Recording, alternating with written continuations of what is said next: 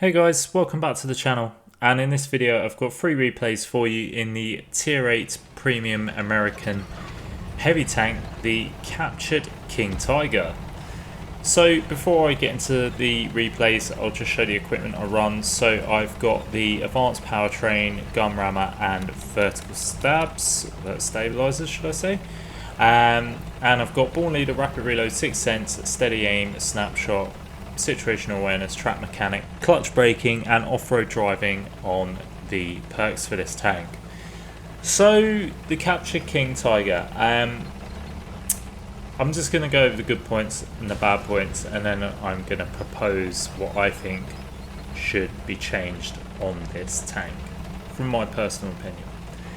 So the good things about the Captured King Tiger at this tier and playing against tier 9s and 10s, yeah, it has got really good DPM. You've got a base reload time of 6.2 seconds, you've got a 1.9 second aim time, a 0.32 accuracy and 1.02 meters on rotation of the turret. You get 8 degrees of gun depression, very good shell velocity. You've got 1,000 on the AP and the HE rounds and 1250 on the APCR, so you've got really good shell velocity on the rounds, which is great. You have got good traverse speeds, you've got good turret armor face on. However, if you turn it slightly to the enemy and they can get your side, because the turret is quite long on this, so one sort of a little bit of a tweak to the side, giving the enemy a bit of the side of your turret, you will get penned on that. So, but face on, it can hold up relatively well, especially when you're top tier. Tier 9s and it's a bit hit and miss, and tier 10s you're more than likely going to struggle when you're coming up against heavy tanks and tank destroyers that have got that penetration to go through the turret. You've got 400 meters of view range, really good for a heavy tank, and this tank is, naturally, like all Tiger 2 variants, is a fantastic side scraper, so it does have that in the armory. The bad points about this tank, its power to weight is horrendous. It's absolutely horrible. It's 10 horsepower per ton. You've got 38 kilometers an hour top speed and 12 kilometers an hour of reverse, and you've got 20% fire chance. The mobility really lets this tank down. The penetration values aren't too bad. I think you've got 212 on standard and 252 on your premium rounds. So again, not bad at all. You might struggle though with your tier 10s, when you're bottom tier. But yeah, it's the mobility for this tank just really lets me down. And I know, and look, the proposal I'm going to come on to shortly. You could argue, well, all Tiger 2 variants are the same. They all struggle with the power to weight. They all struggle with the top forward speeds and what have you, and the mobility. I get that, yeah. But the King Tiger, the Tiger 2 have that extra alpha that kind of makes up for it a little bit. So my proposal, or what I consider should be, or something that I would consider for this tank, is preferential matchmaking. The reason being is I feel like this would have, I feel like you could have much more better games. Well, there's no question about it. You'd be guaranteed to have really good games at sort of tier 8 and tier 9. I think definitely.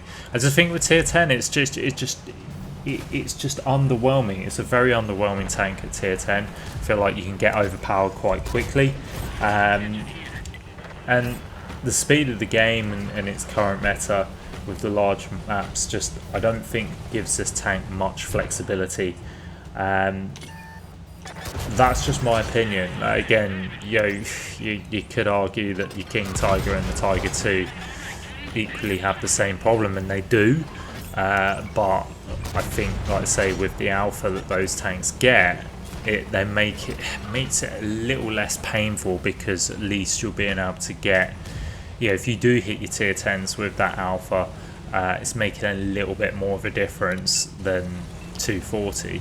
And okay, you've got fantastic DPM in this, but I just don't know. I just feel like it's built for pref matchmaking. And in all fairness, weirdly enough, I was looking at some pref matchmaking tanks to compare this with, and I looked at the Panther 88 and I thought a few similarities. But then I looked at the Liberté.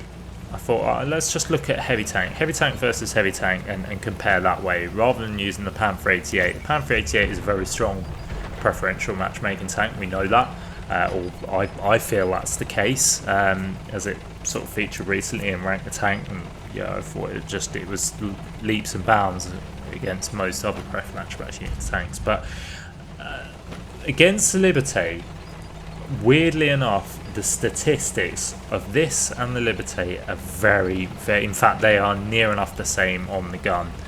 They both have the same penetration values, they both have the same alpha values. The only difference being is the reload is slightly more on the Liberté, and it has a little bit worse accuracy. But other than that, I mean, obviously the tanks compared themselves, the Liberté has a lot more speed, 50 kilometers an hour, whereas this has 38. So yeah, the Liberté is faster, you can get that. It's got lighter armor, but it just blows my mind that the gun stats are exactly the same. So I don't think there's any changes that you would have to make to this tank in order for it to be compatible, or competitive, or balanced in a pref matchmaking scenario. I think it's built for pref matchmaking. I'm surprised it didn't get pref matchmaking. Yeah, when this came out with the King Tiger, maybe back in when it was released, it made sense not to have it as pref matchmaking. I don't know, but look, that I feel that's the argument for it. I can just imagine there is a lot of you probably thinking, no, you're wrong, and that's fine. That again, we're all open to opinion here, and I'm always happy to accept that other people are going to disagree with what I think. It's just an opinion, and it's just an opinion that's sort of come to me over sort of playing this tank. I played this tank a lot recently, and it has been a struggle to get good games with it. Again, maybe that might be a skill issue, probably. But just looking at it from my point of view, I don't know. I just feel like this could do with a bit of could do with being put as a pref matchmaking tank. I really do. I think it would suit it a lot better. But that's my opinion. That's my view on that, and I think I've sort of flogged the idea to death now. What do you guys think? Always happy to hear what the player base thinks, what the view, what you guys ultimately think of this becoming pref matchmaking. But yeah, it's that's what I think, and moving on from that, I think we get into the gameplay and start talking. Let's start talking about the gameplay and how it performs and seeing how it performs. So in this game on Nomahan, and in all fairness, haven't had too bad a game on Nomahan, considering I've got 4 kills, 2.3k damage. Damage wise, it's average. We managed to get a nice haul of kills, which is good, and particularly on Nomahan, that is a huge map, bottom tier. It's not a bad result at all. At all, for sort of being bottom tier on this map. I think we've done pretty well considering, and we do end up actually picking up a 5th kill there on the Sturm Tiger, bringing our total to 2.8k damage. So overall, a very nice game in all fairness for the matchup, and we do come top of the board there with the 5 kills with the 2.8k damage. I think we picked up a little bit of assistance as well. 389, 1800 blocks, again, fairly good. Picking up the first class, and we've just sort of I guess we kind of trumped our own opinion of having preferential matchmaking there with a tier 10 game that actually came top on. But it's like I said, it's a rarity, or it has been a rarity to be able to do that. So we're going to see how the tank now sort of how it fares in a tier 8 game, and we are top tier here on Liberty Falls, and I've decided I'm going to go down the right hand side. I probably would have preferred to play the left, but being spawned on this side, it just I felt like it was just going to be too long to get over there. I wanted to get into the action. Being top tier, I figured, do you know what, I'm going to move up to this point. I want to try and light up for my team, which I know I can do effectively at 400 meters of view range. And I know there's going to be stuff camping at the back there. There's this heavy tank that is sitting out there. We do get hit by artillery, which isn't great, but to be expected. Artillery is going to be on either side. It's just unfortunately that he's over on this side. Now there are a lot of tank destroyers sitting at the back there that have already managed to put me down to half hit points, which isn't great. Like I say, this tank isn't invulnerable to TD fire, and yeah, most TDs are, even tier 8 TDs are going to go through the front of this tank fairly easily if they've got sort of the good penetration on their rounds. But also, yeah, having the cupola there, the cupola is pennable, so you know, majority of them probably gone through that.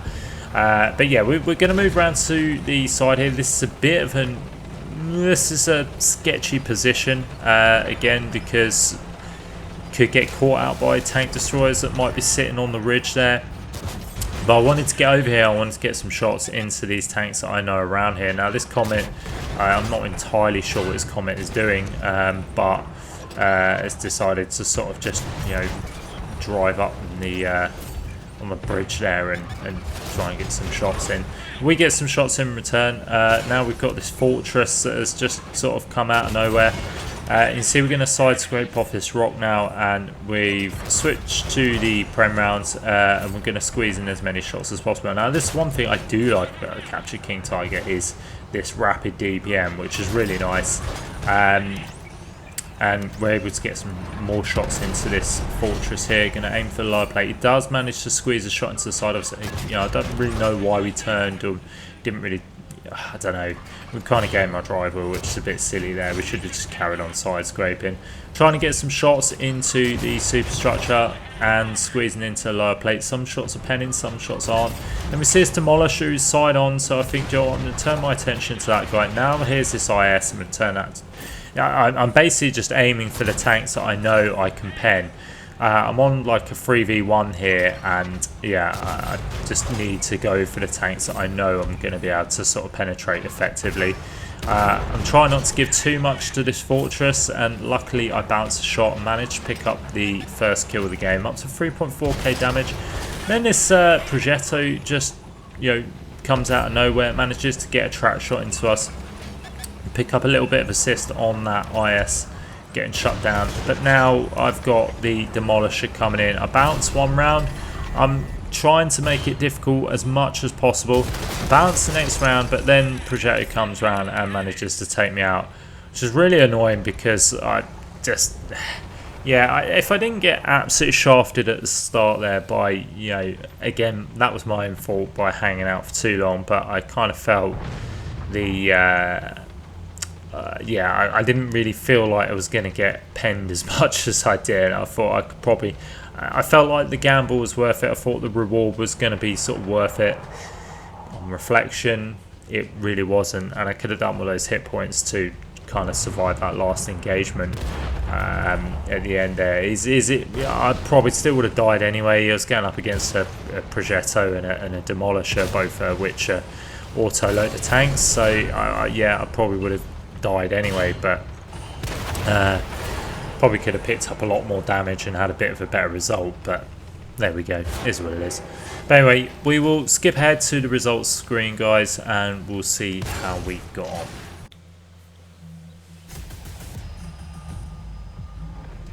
So we picked up win in the end anyway. We do actually come top of the board. We come with 1 kill and 3.6k damage, a little bit of assist. So just under 2.5k block there, so you can see the effectiveness of this tank side scraping. Yeah, we made a few mistakes by showing our sort of sprocket to the demolisher. If we just carried on side scraping, probably could have done a little bit better, but yeah, it's what it is. But anyway, going to move on to the third and final replay now, where we are on Lakeville, and I believe we're actually top tier in this one as well. So I'm going to go over to the town naturally because, well, as I've just said, this tank is good at side scraping. So if it's good at side scraping, you're going to take it to the best place on the map, which is the town. You've got plenty of buildings to side scrape off.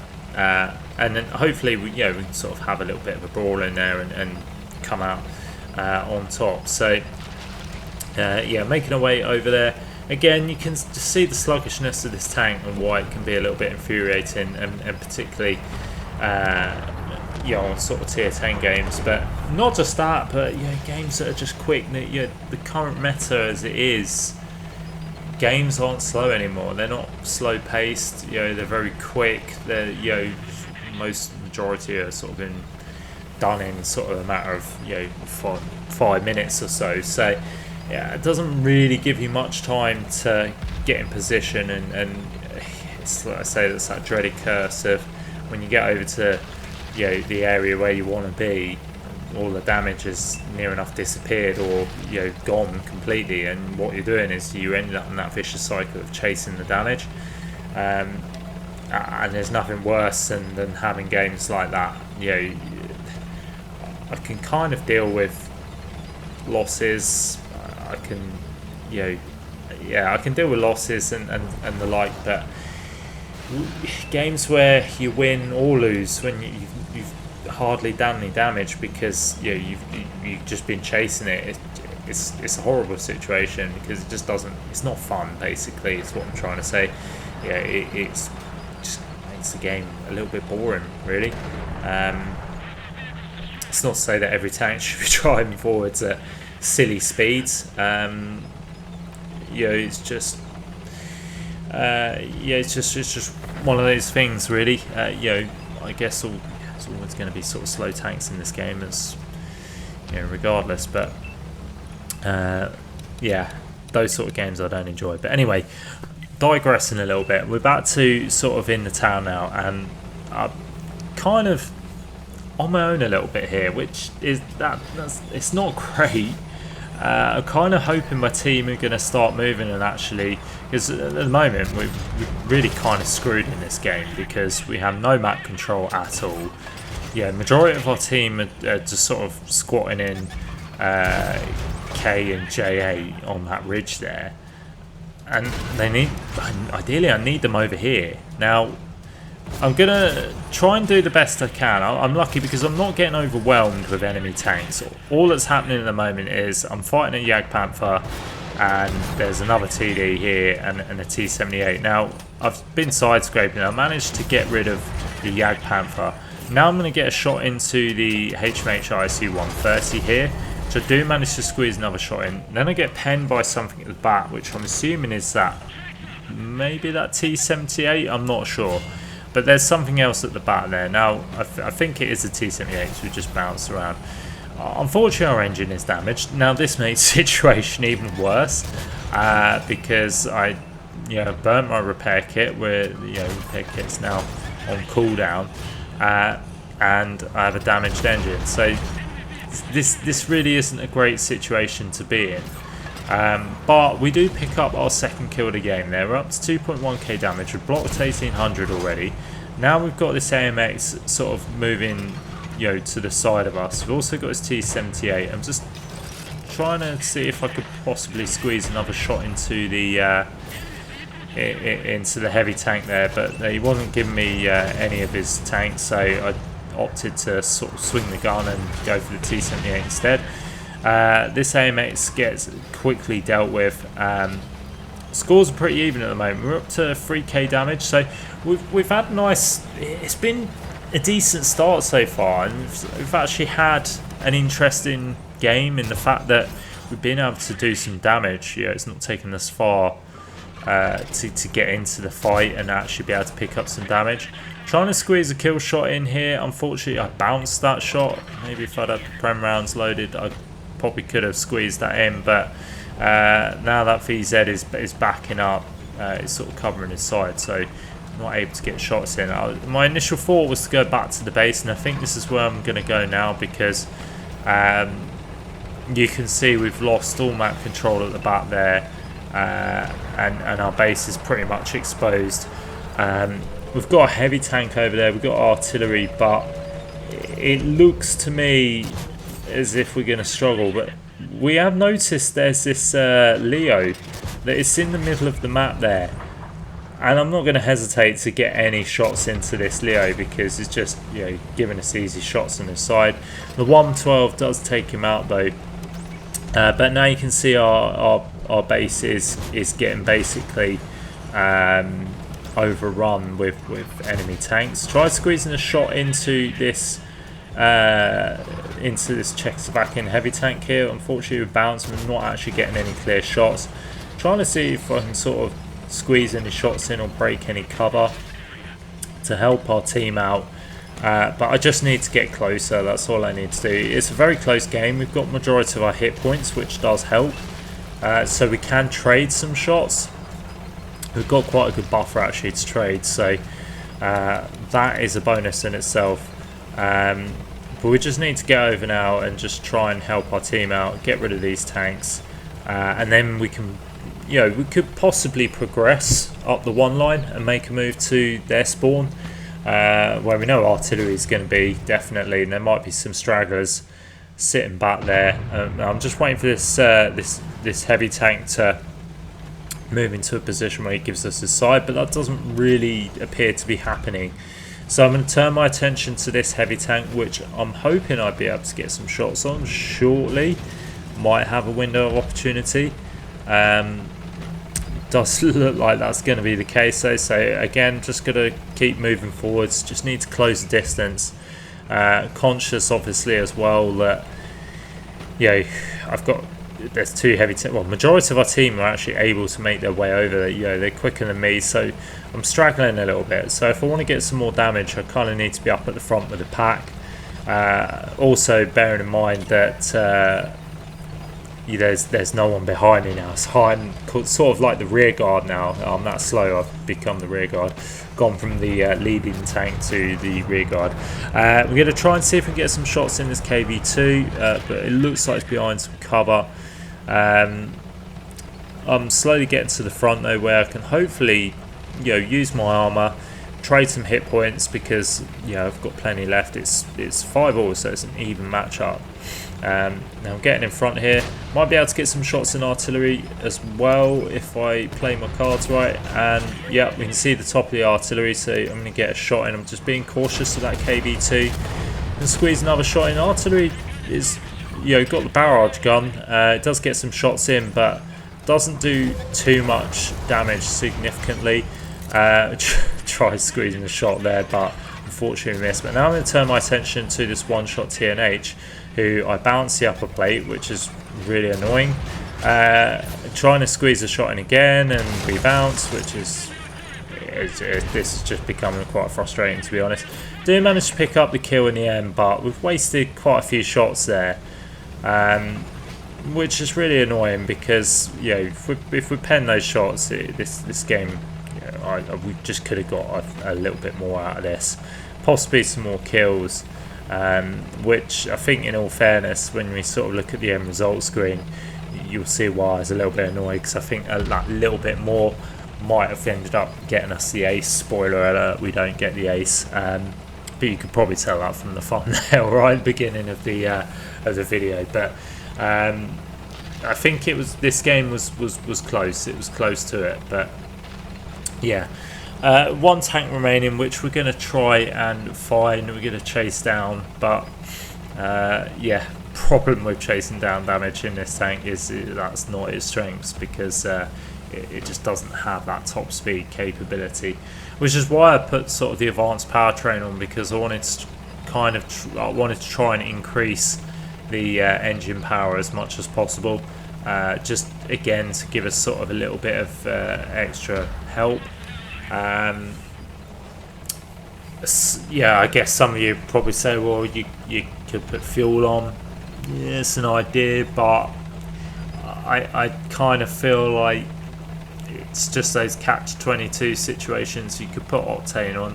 What are you going to replace? I guess you could replace food, because your accuracy and your reload stats are really good. So you could argue you don't really need food. I guess that's something I could try. But is it going to make much difference putting your octane on? I honestly don't think it would. I really don't think it would. I certainly wouldn't want to sacrifice medkit and a definitely not me repair kit. Just because, again, sod's law, if I took the health kit on, which out of the two I would be willing to sacrifice, I guarantee you the first shot I would get would probably be from a HE shell that would kill my driver. In which case, I'm back at square one. Can't really go anywhere. If your driver's dead, that's just pretty much destroys the game right from the start.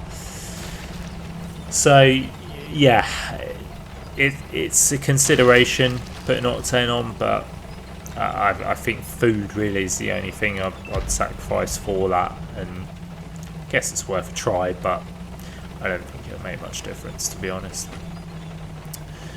But anyway, we can't really seem to find this medium tank, and it looks like we're going to cap the base out, which ends up being the case. And we do get to the end of the game there, picking up the win. So yeah, apologies, that last bit was a little bit tedious, guys, but that was just me sort of waffling on.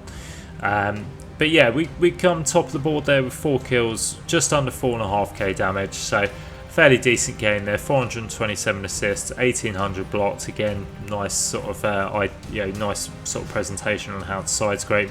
Picking up the first class and the high caliber medal there, but like I say, just not enough for the ace, and we just penned those last few shots. Possibly may have got it, but yeah, that is it for the video, guys. I've also just popped up the stats here, which you'll be able to see just briefly. You can compare what I was talking about with the Liberté and the Capture King Tiger. You can really see there's not much difference. But yeah, that's my thoughts. I do think this tank should be pref matchmaking, but that's just my opinion. I fully understand that everyone will probably feel a little bit different to that. But let me know what you guys think. And if you did enjoy the video, please do like and subscribe, guys. It does help the channel. And as always, I'll catch you next time.